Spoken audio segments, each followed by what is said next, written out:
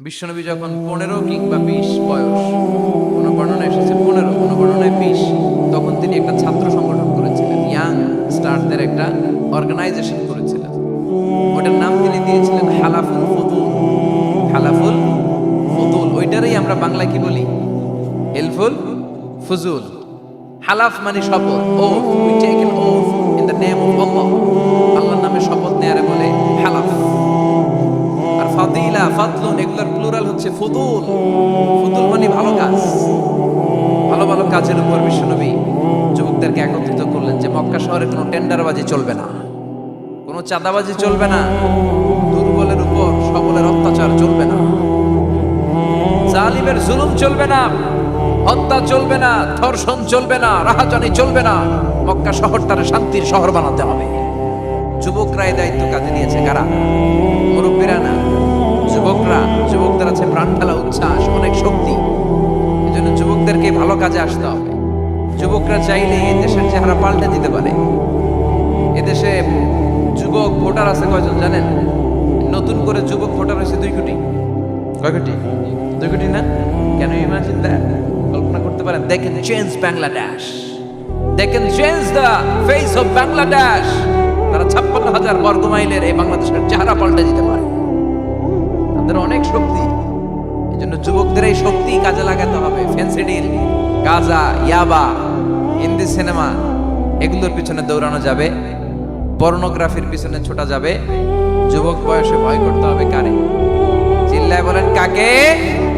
আল্লাহ আমার যুবক ভাইদেরকে তুমি তৌফিক দাও। বিশ্বনবী হালাফুল ফুদুল তিনি গঠন করলেন মক্কাতুল মুকাররমাতে। পুরো মক্কা শহরটা শান্তির শহর হয়ে গেল। সুবহানাল্লাহ। শুকর গুজার হব আল্লাহর জন্য, ঠিক কি না? বিশ্বনবী বলতেন আল্লাহুম্মা জাআলনি সাবুরা ওয়া জাআলনি শাকুরা ওয়া জাআলনি ফি আইনি সগীরা ওয়া ফি আ'য়ুনিন নাসি কাবীরা। হে আল্লাহ, আপনি আমাদের ধৈর্যশীল বানান। আমাদের ধৈর্য নাই, অল্পে আমরা অস্থির। আছে না নাই? এই দেশের মানুষ খুব বেশি অস্থির, বাংলাদেশের মানুষ খুব বেশি অস্থির। আমি পৃথিবীর অনেক দেশে ঘুরেছি, সেখানে দেখেছি মানুষজন খুব ধীরস্থির ভাবে কাজ করতে পছন্দ করে। সুপার শপে যদি কিনতে যায়, they maintain the queue in super shop. Super শপে লম্বা লাইন, সবাই যে ওখানে ভদ্রভাবে দাঁড়ায়, একজনের পর একজন যাবে। টিকিট কাটতে যাবে, লম্বা লাইন, একজনের পর একজন দাঁড়ায়, একজন যাবে আরেকজন। ওখানে যদি কোনো বাঙালি থাকে তখন দেখা যায় তার অস্থিরতা। কেন সামনে এত লাইন, এত সময় লাগে কেন, আমি কখন পাবো, আমার কি হবে? অস্থিরতা আছে না নাই? সে পারে না সামনে সবাইকে ডিঙ্গিয়ে আগে যে টাকা পে করবে, আগে যে টিকিট কাটবে। এই অস্থিরতা আমাদের কমাইতে হবে, ধৈর্যশীল হতে হবে। ওটা বিশ্বব্যাপী আমাদের এই বাংলাদেশের মানুষের এই বদনাম যে আমরা অস্থির প্রকৃতির। আমরা ঠান্ডা মাথায় ভাবি না, ঠান্ডা মাথায় ভাবতে হবে, ধৈর্যশীল হতে হবে। ইন্নামা সাবরু ইনদা সাদামাতিল উলা। বিষ্ণু বলেছেন বিপদের প্রথম ধাক্কায় যে সবর ধারণ করতে পারে সেই তো সবুর। এজন্য বিষ্ণু দোয়া করতেন আল্লাহুম্মা জাআলনি সাবুরা। আল্লাহ আপনি আমাকে ধৈর্যশীল বানান। ওয়া জাআলনি শাকুরা, আপনি আমার শুকরগুজার বান্দা বানান। বিশ্বনবীর যে ধৈর্যশীল, বিশ্বনবীর যে শুকরগুজার পৃথিবীর কেউ আছে? কথা বলেন। এমন তাবৎ কোনো অত্যাচার নাই যে অত্যাচার বিশ্বনবীর উপর করা হয় নাই। বিশ্বনবী মক্কার জামিনে যখন দাওয়াত দিতে লাগলেন, ওনারে পাগল বলা হতো। বলা হতো তুমি পাগল, বলা হতো মুহাম্মদ একটা কবি, বলা হতো মুহাম্মদ হচ্ছে গণক। বিশ্বনবী যখন রুকু দিতেন, সিজদায় চলে যেতেন, উটের পচা নারী ভরিয়ে এনে বিশ্বনবীর কাঁধে ফেলে রাখা হতো। বিশ্বনবীর গলার মধ্যে রশি ধরে টান দেয়া হতো। কয়েকবার বিশ্বনবীর এই ঘাড়ের এই চামড়া ছিঁড়ে গিয়েছে, একবার চাদর টান দেওয়ার কারণে, আরেকবার রশি টান দেওয়ার কারণে। বিশ্বনবী কিছুই বলেন নাই, ক্ষমা করে দিয়েছেন। যেই মক্কার শত্রুরা বিশ্বনবীকে মক্কা থেকে বিতাড়িত করেছেন, এবং যেই রাতে উনি হিজরত করলেন, মাইগ্রেট করলেন, উনি কেঁদে কেঁদে বারবার মক্কার দিকে ফিরে তাকায়, আবার যায়, আবার ফিরে তাকায়, মাতৃভূমির মায়া ছাড়তে পারছেন না। আর বলছিলেন মক্কা তো আহাব্বুল বিলাদ ইলাইয়া, মক্কা আমার কাছে সবচেয়ে প্রিয় শহর। লাউলা উখরিজতু লামা খরাজতু মিনহা, আমার যদি বের করে না দেয়া হতো এই শহর থেকে, আমি কোনোদিন এই শহর থেকে বেরোতাম না। এত ভালোবাসতেন বিশ্বনবী মক্কাতুল মুকাররমাকে। ধৈর্যশীল ছিলেন। এত অত্যাচার অনাচারের পরে যখন মক্কা বিজয়ের ক্ষণ আসলো, এই মক্কাকে বিশ্বনবীর করতলগত করে দিল কে? ফাতহে মক্কা হলো। বিশ্বনবী চাইলে পিষে পিষে প্রতিটা কাফের মুশরিককে শেষ করে দিতে পারতেন, ঠিক কিনা? কিন্তু বিশ্বনবী বললেন লা তাসরিবা আলাইকুমুল ইয়াউম ইযহাবু আনতুমুত তুলাকা। কোনো রিভেঞ্জ চলবে না, আজকে কোনো প্রতিশোধ নাই। একেবারে বড় যুদ্ধাপরাধী যারা, মারাত্মক যারা অফেন্স করেছে তাদেরকে শাস্তির আওতায় আনা হবে, বাকি সবাইকে আমি ক্ষমা করে দিলাম। In the long history of the world, there is no instance of magnanimity and forgiveness which was showed by our beloved Prophet Muhammad when all of his enemies laid under his feet and he forgave them one and all.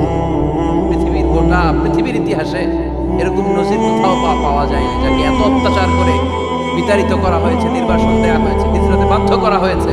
তিনি যখন ওই শহরকে আবার বিজয় করলেন, কাউকে আঘাত করলেন না, আগুন জ্বালিয়ে শহরটাকে জ্বালিয়ে দিলেন না, ওদের বংশকে নির্বংশ করলেন না, বরং মুচকি হেসে উনি বললেন যাও ক্ষমা করে দিন। কি ধৈর্যশীল ছিলেন। আবার দোয়াও করতেন আল্লাহুম্মা জাআলনি সাবুরা, আল্লাহ আপনি আমার ধৈর্য বাড়ায় দেন, ওয়া জাআলনি শাকুরা, আপনি আমার শুকরগুজার বানান, ওয়া জাআলনি ফি আইনি সাগীরা, আল্লাহ আমার চোখে আপনি আমারে ছোট বানান, ওয়া ফি আইয়ুনিন নাসি কাবীরা, আল্লাহ মানুষের চোখে আপনি আমারে বড় বানান। কি মানুষ ছিল, নিজের চোখে নিজে ছোট থাকতে চাই। আমরা নিজের চোখে নিজের বড় মনে করি, এরকম ডাকাইত আছে না নাই? নিজেরাই নিজে মনে করে কত বড় সাহেব, লাল সাহেব। মান তাওয়াদা তারাফা, এটা হচ্ছে সুন্নাতুল্লাহি ফিল আরদ। মান তাওয়াদা তারাফা, যে নিচে নেমে থাকতে চায় আল্লাহ ওরে টেনে উপরে উঠায়, আর যে খালি উঠতে চায়, হিংসা করে অহংকার করে উপরে ঠেলতে চায়, ওরে নিচে নামায় দেয় কে? সাইয়েদনা আদমকে আল্লাহ বললেন আদম সাল্লিম আলা উলাইকা নাফা লাম্মা খালাকাল্লাহু আদম ওয়া কানা তুলহু 60 যিরাআন। নিচে নেমে গেলে যে উপরে ওঠে, আর উপরে উঠতে চাইলে যে নিচে নামে ওঠার দেখেন। আদম আলাইহিস সালামকে তৈরির পর আল্লাহ বললেন আদম সাল্লিম আলা উলাইকা নাফা, এই ফেরেশতাদের সালাম দাও। কি দাও? সালাম দাও। কোনো প্রশ্ন নেই, আল্লাহ সালাম দিব কেন?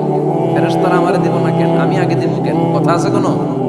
যেই সালাম দিলেন, সালাম দেওয়ার সাথে সাথে ওনার মর্যাদা বাড়িয়ে দিল কে? এত মর্যাদা বাড়ালেন যে নূরের ফেরেশতারা মাটির আদমকে সেজদা দিতে বাধ্য হয়েছে। চিৎকার করে বলেন ঠিক কিনা? তুমি মাটির আদমকে প্রথম সৃষ্টি করিয়া ঘোষণা করিয়া দিলে শ্রেষ্ঠ বলিয়া, তাই তো নূরের ফেরেশতা করে আদমকে সেজদা, সবার চেয়ে সম্মান দিলে মাটির আদমকে। আল্লাহু আল্লাহু পড়েন, আল্লাহু আল্লাহু তুমি জাল্লে জালালুহু, শেষ করা তো যায় না গে তোমার গুণগান। আল্লাহু আল্লাহু, সুবহানাল্লাহ পড়েন। কি সম্মান আল্লাহ বাড়াই দিলেন। আল্লাহ বললেন আদম আজকে থেকে তুমি আশরাফুল মাখলুকাত, তুমি খলিফাতুল্লাহ ফিল আরদ, তুমি পৃথিবীতে আমার খলিফা, ভাইস চেয়ারেন্ট অফ আল্লাহ। আল্লাহর খলিফা, আল্লাহর আহকামগুলো পালনের জন্য ভাইস চেয়ারেন্ট। চুরি করলে হাত কেটে দাও, কার আইন? এই কাজ আদম তুমি দুনিয়াতে যেয়ে করো। জিনা করলে ডেথ পেনাল্টি, হেড অফ, শিরচ্ছেদ করে দাও, কার আইন? খলিফা হিসেবে মানুষ এসে করবে, মানুষকে আল্লাহ আশরাফুল মাখলুকাত বানিয়ে দিলেন, নিচু হয়েছে বড় বানিয়ে দিলেন। আর শয়তানের অবস্থা কি? শয়তানকে আল্লাহ বললেন সেজদা দে আদমকে। শয়তান যুক্তি দাঁড় করিয়েছে, খালাকতাহু মিন তিন খালাকতানি মিন নার ওয়া খালাকতাহু মিন তিন। আল্লাহ আপনি আমারে বানাইছেন আগুন দিয়া, কি দিয়া? আগুনের ধর্ম উপরের দিকে উঠে, আর মাটির ধর্ম সে নিচে পড়ে থাকে, আমি কেন সেজদা দেব? শয়তানকে চিরকালের জন্য ইবলিস মালউন, অভিশপ্ত আর জাহান্নামী হিসেবে ঘোষণা দিয়ে দিল কে? এজন্য আপনি ছোট থাকতে চাইবেন, আপনারা বড় বানাবে কে? আর আপনি নিজেই যদি বলেন আমি বড়, থাপ্পড় মেরে আপনারা নিচে নামাই দিবে কে?